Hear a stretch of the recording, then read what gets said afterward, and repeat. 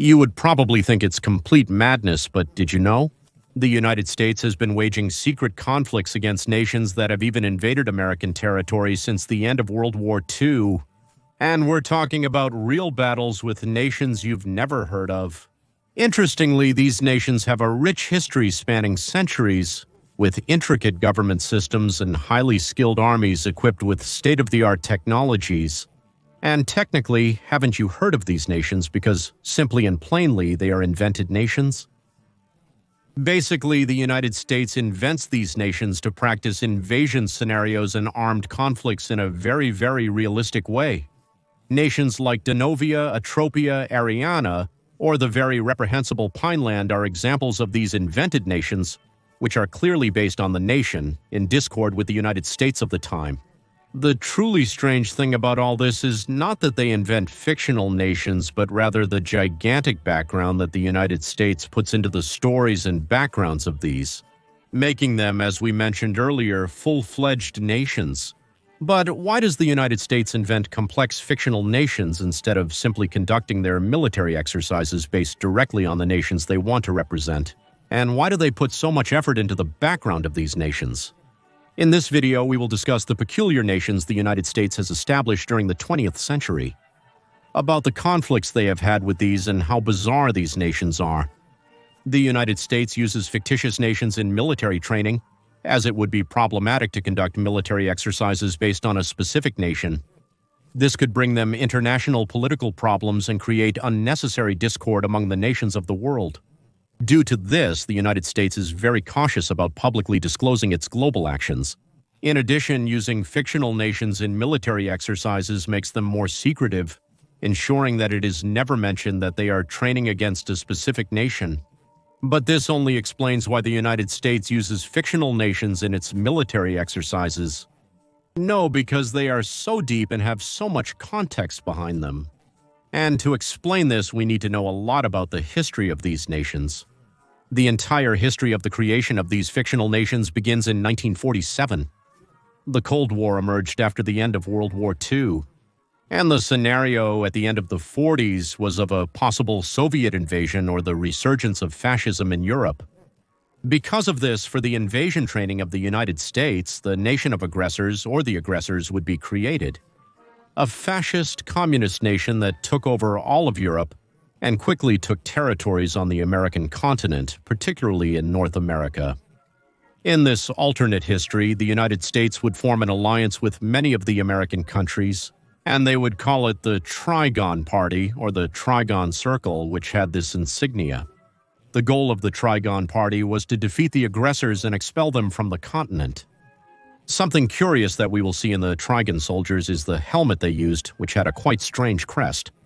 Even to some entire platoons of the aggressors, they were taught to speak in Esperanto, a language created in the 19th century, and that in fact is the easiest language to learn in the world. In this narrative, the Soviets are depicted as collaborators of the aggressors. The United States would also make a lot of movies and books to instruct the soldiers in the role. In the 70s, the narrative of the proto-fascist state in Europe was becoming quite obsolete, so the United States would create a new nation, the People's Republic of Krasnovia. Krasnovia was located on the Devil's Land continent, and next to it was its greatest ally, the Kingdom of Perumbia. In turn, the Republic of Mojave strongly identified with democracy and was a great ally of the United States. These nations lived in a tense but durable peace until the Republic of Mojave found large reserves of uranium and also oil. This motivated the nations of Krasnovia and Perumbia to take over the territory of Mojave and end democracy. Many military exercises in California were carried out with this narrative, and after the conflicts in Kosovo and the fall of the Soviet Union, the narrative would change a bit to add local, ethnic, and religious conflicts.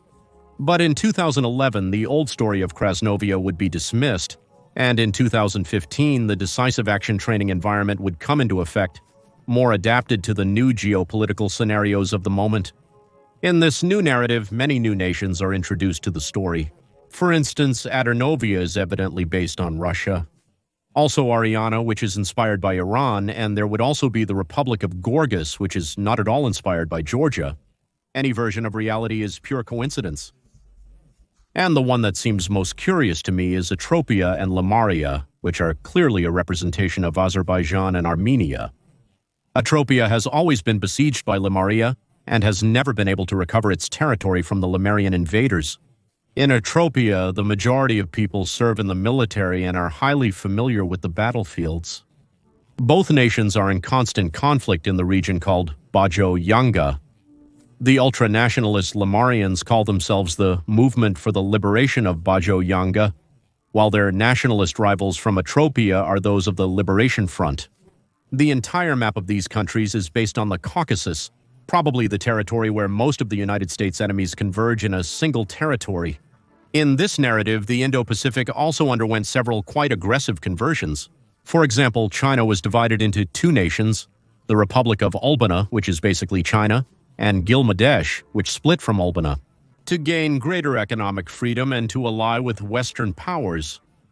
The narrative in Africa is also quite interesting, with multiple active conflicts. There is a constant struggle between the National Defense Forces of the Republic of Amari, aligned with the United States, against a series of warlords who are united and call themselves Nyomba. Each of these nations has the typical story of independence from European empires.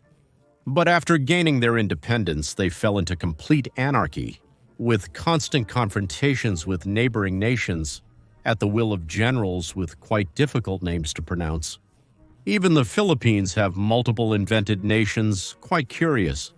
And I could stand here and talk about all the narrative and the different nations that the United States uses for military training.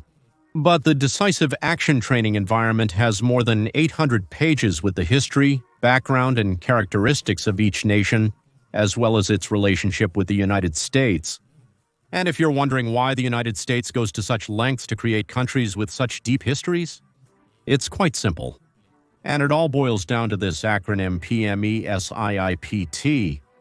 Each of these letters stands for Spanish, politics, military, economics, social, information, infrastructure, physical environment, and time. Each of these acronyms are intelligence factors to consider that could affect the battlefield in a potential conflict. For example, in an invasion of Ariana, time could be key to the invasion. Bad weather can hinder vehicle operation and infantry progress. It can also impact the economy. Destroying oil infrastructure could affect Ariana's economy, but what if it's necessary to take these infrastructure positions? Is there a national holiday in Ariana? Is the Ariana army completely loyal, or is there internal discord about their leader? All these factors must be considered in a realistic military conflict scenario. That's why all the invented nations have so much history behind them to have enough data for the political, military, economic, social, information, infrastructure, physical environment, and time to apply to them in this way. Just like with any nation in reality. So now you know, soldier, watch out for Denovia, they are quite dangerous. Thank you so much for watching this video, and see you in the next one. Goodbye.